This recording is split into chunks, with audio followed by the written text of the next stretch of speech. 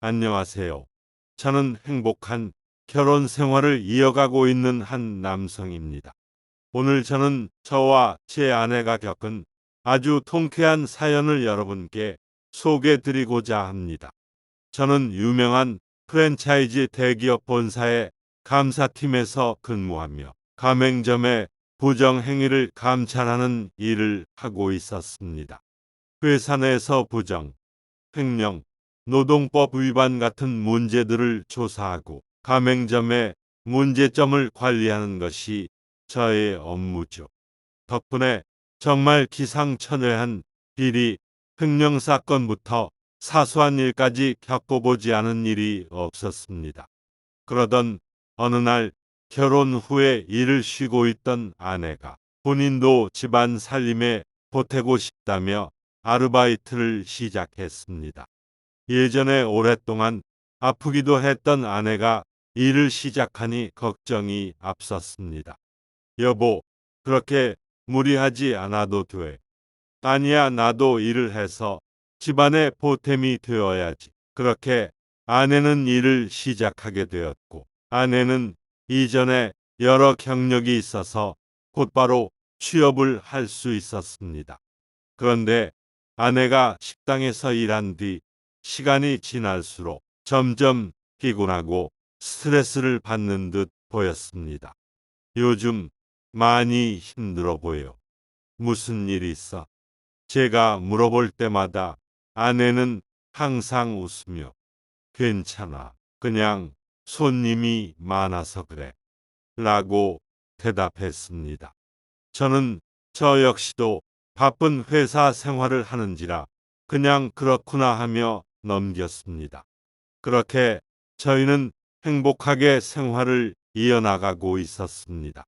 그러던 어느 날 열심히 일한 것에 대한 보상일까 저희 팀의 업무 성과가 점점 좋아지더니 회사에서 엄청난 금액의 보너스를 받게 되었습니다. 저희 팀은 다 같이 회식에 가서 이 기쁜 일을 즐기기로 하였습니다. 저희 팀은 저희 회사 소속 프랜차이즈 업장이 마침 근처에 있어 그곳에서 회식을 하기로 하였습니다.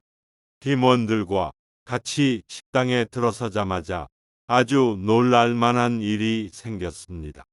바로 그곳이 아내의 일터였던 것입니다. 저는 아내를 보고 깜짝 놀랐지만 아내는 너무나 바쁜 나머지 저를 알아볼 틈도 없이 일하고 있었습니다. 사랑하는 사람이 허겁지겁 뛰어다니며 일을 하는 모습이 참으로 안타깝더군요. 그러던 중 손님이 가득 찬 식당에서 그곳에 점장처럼 보이는 사람이 고래고래 소리를 질렀습니다. 야, 거기 빨리빨리 똑바로 안 해. 손님한테 음식 흘리기라도 하면 어쩌려고 그래. 저는 순간 뒤를 의심했습니다. 도대체 저 사람이 방금 한 말이 진짜 제 아내를 향한 말인지 의문스러웠습니다. 그리고 그 의문은 사장이 아내를 무시하듯 쳐다보는 모습을 보고 확신으로 바뀌었어요. 평소 집에서 묵묵히 일만 하는 아내가 여기선 이렇게 모욕당하고 있을 줄은 몰랐습니다. 그때 저의 심정은 마치 심장이 찢겨나가는 것 같았습니다.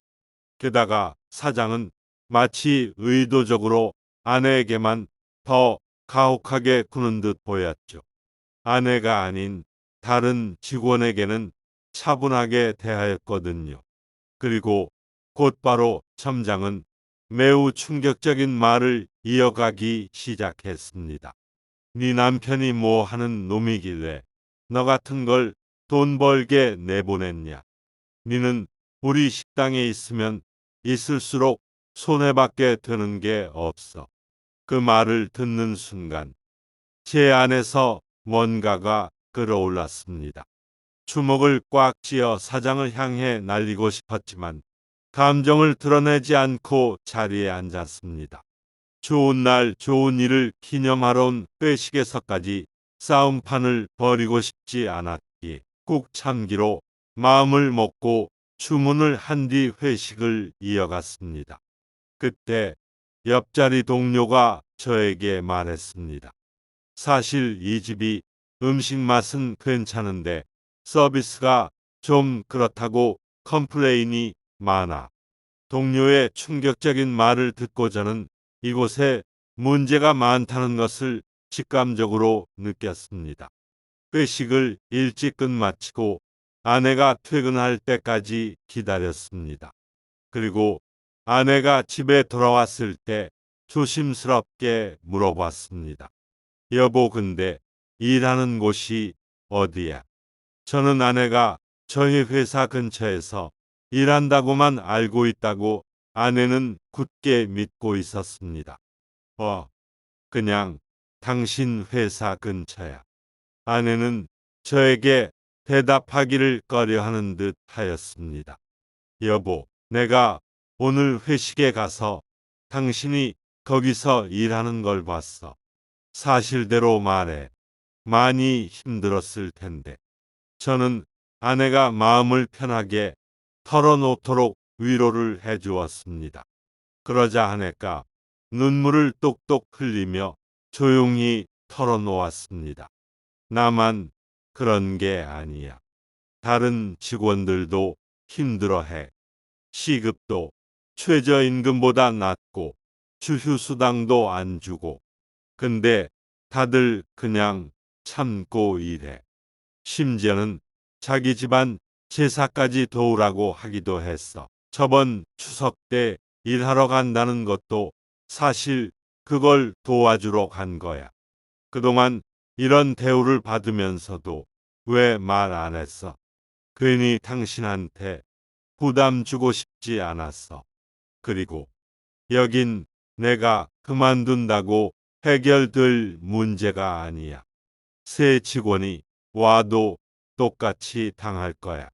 저는 이 말을 듣는 순간 그냥 이 사건을 넘어가기에는 참을 수 없다고 생각했습니다. 다음 날 출근하자마자 저는 본사 시스템을 통해 이 프랜차이즈 식당의 운영 실태를 조사하기 시작했습니다. 역시나 문제점이 한두 가지가 아니더군요. 임금 체불에 근로계약서 미작성, 노동 착취까지 아주 문제가 많은 업장이었습니다. 저는 즉시 감사팀 내부에 해당 식당에 대한 긴급 감찰 요청을 올렸습니다. 그리고 얼마 지나지 않아 윗선에서도 이 문제를 심각하게 받아들이기 시작했습니다. 저에게 문제가 많다고 알려줬던 동료가 말했습니다. 문제가 많던 곳인데 드디어 제대로 털리겠네. 그 집 예전에도 그랬다가 겨우겨우 넘어갔거든. 본사에서 한 번은 봐주기로 하고 넘어갔는데 또 터졌으니 아마 제대로 털리겠지. 저는 예전에도 이랬다는 사실을 듣고 끓어오르는 분노를 참을 수 없었습니다. 며칠 후 저는 본사 감사팀 정식 조사팀과 함께 다시 그 식당을 찾았습니다. 하지만 이번에는 손님이 아닌 본사의 감사팀 직원으로서 당당하게 문을 열고 들어갔습니다. 본사 감사팀 김동혁입니다. 현재 이 매장에서 노동법 위반과 여러 문제가 있다는 제보가 들어왔습니다. 조사를 진행하겠습니다. 점장은 주방에서 직원들에게 소리를 지르다 저희를 보더니 순간적으로 얼굴이 굳었습니다. 입술을 달싹이며 우왕좌왕하는 모습이 역력했죠. 아니, 여긴 그냥 작은 가게인데 왜 본사 감사팀이 작은 가게라도 본사의 규정과 법을 따르는 건 기본입니다. 직원들에게 부당한 대우를 한 증거가 확보된 이상 책임을 지셔야 합니다. 제 목소리는 단호했고 감사팀 직원들은 이미 준비된 조사 서류를 하나둘 꺼내 들었습니다. 점장은 이내 얼굴이 새파랗게 질리더니 불안한 기색을 감추지 못한 채 변명하기 시작했습니다. 그게 말이죠. 좀 오해가 있는 것 같아요. 우리 직원들이 원래가 좀 어리숙해서 교육한다고 그런 거지. 괴롭히려고 그런 게 아니라 원래 좀 어리숙해서요. 저는 일부러 되묻고는 직원들을 돌아보았습니다. 그 순간 평소 위축된 표정을 짓던 직원들이 조심스럽게 저희를 쳐다보았습니다. 그들의 눈빛에는 기대와 두려움이 섞여 있었습니다. 그때 한 직원이 조심스럽게 입을 열었습니다. 죄송한데 저희도 이야기해도 되나요? 물론입니다. 오늘은 여러분의 목소리를 듣기 위해 온 자리니까요. 그러자 직원들은 하나둘씩 그동안 참아왔던 이야기들을 쏟아냈습니다. 점장님이 시급을 제대로 안 줘요. 주휴수당도 한 번도 못 받았고요. 맞아요. 저번 달에는 수당도 없이 새벽까지 잔업을 시켰어요. 우리가 점장님 개인 집안일까지 도와줘야 했어요. 제사, 음식 만든 적도 있어요. 가끔 직원들한테 반찬값이라고 돈을 걷어 가기도 했어요. 이유는 잘 모르겠지만요. 직원들이 말할수록 점장의 얼굴은 점점 더 창백해졌습니다. 주변 손님들도 웅성거리며 상황을 지켜보기 시작했고 식당 안은 어느새 긴장감으로 가득 찼습니다. 점장은 점점 불안해지더니 손을 휘저으며 목소리를 높였습니다. 다들 왜 이러는 거야? 내가 없으면 이 가게가 돌아가긴 하겠어. 손님들도 우리가 있어서 오는 거라고. 여기 직원들, 내가 없으면 일 못해. 그러자 한 직원이 용기를 내어 말했습니다. 그럼 한번 확인해 볼까요? 진짜 계셔야지만 저희가 일을 할 수 있는지. 순간 가게 안이 조용해졌습니다. 점장의 얼굴이 일그러졌습니다. 그는 분명 더 반박하고 싶었겠지만 이미 흐름은 돌이킬 수 없게 바뀌었습니다. 저는 감사팀 직원들에게 고개를 끄덕였고 조사 담당자가 서류를 정리하며 말했습니다. 이제 충분한 증거가 확보되었습니다. 본사에 보고서를 제출하고 적절한 조치를 취할 예정입니다. 점장은 마지막까지 버티려 했습니다. 아니, 한 번만 봐주세요. 저도 먹고 살려고 그런 거지. 일부러 그런 건 아니라니까요. 이미 이전에도 경고를 받으셨죠. 하지만 같은 문제가 반복되었습니다. 본사는 더 이상 넘어가지 않을 겁니다. 결국 본사에서는 해당 점포의 프랜차이즈 계약을 해지하기로 결정했습니다. 이 소식이 전해지자 직원들은 서로 얼굴을 마주보며 안도하는 표정을 지었습니다. 이제야 숨 좀 쉬겠네요. 정말 이럴 수 있을 줄 몰랐어요. 감사해요. 체불된 임금과 수당도 모두 지급되었고 가게는 본사가 직접 운영하는 직영점으로 전환되었습니다. 그 일이 있고 몇 달 뒤 저는 아내와 함께 새롭게 바뀐 매장을 찾았습니다. 이제는 분위기가 완전히 달라져 있었습니다.